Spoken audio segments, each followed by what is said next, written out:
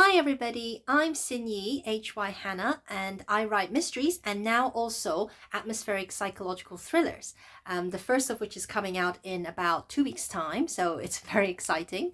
And today I wanted to tell you more about this new book, my new upcoming book, which is, I've got here, this is the proof copy, and it's called The Taverna at the Edge of Night, and it's a sort of twisty atmospheric thriller that's set on the Greek island of Crete.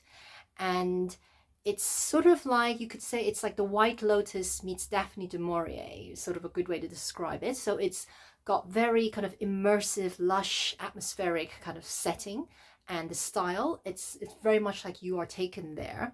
But obviously it's a thriller plot, so, and there's a lot of suspense. It's much more like if you enjoy things like the Hitchcock films, that sort of, simmering tension and unease underneath, and you never quite know what anyone means because everything could have two different meanings, and you don't know whether to trust yourself, whether to trust what people say. It's got that kind of vibe. It follows a woman called Daphne who goes to visit her best friend who's doing up a taverna in a tiny little fishing village on the very remote south coast of Crete. And it's a very long overdue reunion, so Daphne has known this best friend since university and really looks up to her. Her friend is sort of everything. Her friend is very bolshy and bold and flamboyant and all the things that Daphne isn't. And Daphne is she's quite a cautious, careful type. She's been spending a lot of her time working on her career. She's in her late 40s now, and she's just been work, and hasn't really had much of a, personal life beyond work. But hasn't caught up with this friend for a long time. And so she sort of thinks, oh, it'd be wonderful to have a holiday, a vacation on Crete. And so she, on an impulse, because her friend's been telling her, come anytime, there's a bed waiting for you here. She decides to take a holiday to visit her friend. But when she arrives at the village, instead of this happy reunion she's expecting, her friend seems horrified to see her. Completely thrown and really almost a bit hostile. And so something is very, very wrong. And although, on the surface, everything seems perfect. Like, you've got this beautiful whitewashed taverna that's covered in bougainvillea, and it's perched on these cliffs overlooking the Mediterranean Sea. It's in this beautiful, idyllic little fishing village. It's very clear that something is not quite right beneath that postcard surface. And, you've got Roxy, the friend, who's very jittery and evasive. You've got the locals who sort of avoid questions.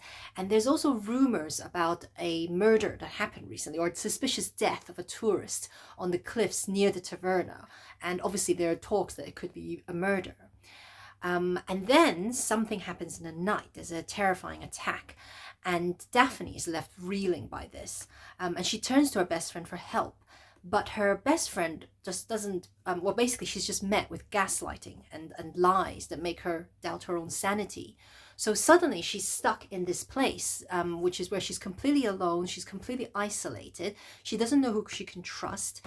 It's an unfamiliar place. She doesn't speak the language. She doesn't know anybody there. And the one person she knows, who is her best friend, who is the person she should be able to trust, just seems, to be completely, who is just someone she just cannot believe in anymore. And so Daphne starts digging deeper into what's going on around her. And as she does that, she begins to realize what's really going on in this village. But she can't bring herself to believe it, because if she does, she would have to accept that the one person that she's always trusted and idolized, this best friend that she's had, could be at the heart of something really, really dark. So, and quite deadly.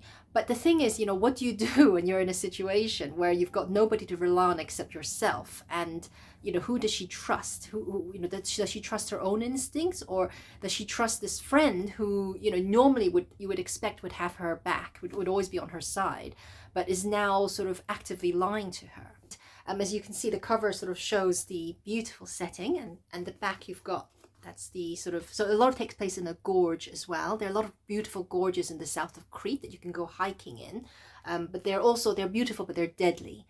Part of the story takes place in a gorge in the middle of the night. So And yes, for those of you who are, I know a lot of my existing fans are cat lovers, and they've been wondering whether there'll be cats in this book. Well, the book is set in Greece, in Crete, so it's almost inevitable. There are cats everywhere in Crete. So I couldn't have written a realistic story without including them. And so yes, there are cats, and there is actually literally one on the back cover. And so that's a bit about the story, and it's coming out, as I said, in about 2 weeks' time. So I'm really busy at the moment putting in all the last minute touch, doing all the last minute things that is necessary for a book launch. And as I said, one of the things I was doing was checking the proof copy. So this is the print proof. Where you check to make sure, like for example, if the spine is all straight, so you can see there's the spine, you have to make sure that the title is straight down the middle, that the margins on either side are correct, and of course if the covers all lined up correctly. And then also you have to check the inside, so the actual, I suppose, the layout and everything, but also you've got the individual chapters. And I probably shouldn't have done this at this late stage, but I did check, of course you do check the the original manuscript. My manuscripts are all professionally edited, and then they're proofread by both a British and an American proofreader, just to try and cover both bases. But I find that even doing all that, and then of course you check it again yourself over and over and over, but I don't know what it is. I think when you read things on the screen, you don't always catch everything. And so I found that when I got the physical book, and I just couldn't resist, going through it again. As you can see here, I don't know if I can find one to show you. I just started making all these changes again, which my editor just wanted to kill me. Yeah, so here's a page you can see here that I've just done all these little pencil marks. I started going through and going, oh, actually, I'm not sure I like that word there. And, this is the problem of being a terrible perfectionist. So I just always feel like, there's a better, that I could improve it a bit.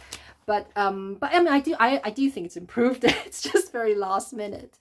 But anyway, I've done all that now. So I've made all the changes and I've corrected it in the original file, and you re-upload the file to the printers. So thank goodness for modern technology. You can just re-upload a file. I think in the old days, if you had to set the printing presses, this would just, I suppose that's why they had those little addendums that said, the mistake in the last version. And so, yes, that's just one of the things. And there's all the other launch prep, such as getting the book ready to go live on all the retailers. And I've also been working on the audiobook. So my narrator, Pearl Hewitt, has been working on the audio. She's been recording the narration of the story. And so what happens is she sends me the files, and then I proof them. I, listen to them. Usually it's for checking things, just to make sure, like the way you have typos in written text, you can get little kind of glitches, I suppose, like audio typos in an audiobook. So you want to go through and make sure that there aren't any repeated words or little clicks or things like that you want to remove. And sometimes, I mean, Pearl is amazing with this. So sometimes when I listen, feel like a certain scene, maybe a certain character hasn't said a line the way that I wanted them to come across. Like it's I wanted to convey a certain thing about the character.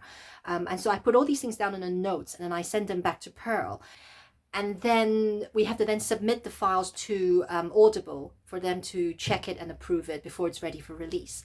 So that's one of the things, and there are several other things that just there's a massive long to-do list I have to get through. So I better get back to it now, but I just wanted to do a quick video because I've been wanting to do this as usual for ages and just never seem to get around to it. But I did want to just tell you more about my new book, and it's now out on pre-order actually. So if you're interested, you can have a look. It's on Amazon and all the other retailers, Apple, Barnes & Noble, Kobo. It's also available for libraries, so libraries can get it in. And I will be back soon to tell you a bit more about it and about the writing of it with some more behind the scenes sort of tidbits. But thank you to everybody who's been emailing me and sending me lovely messages about the new book and how excited they are. And I will see you in the next video. Bye!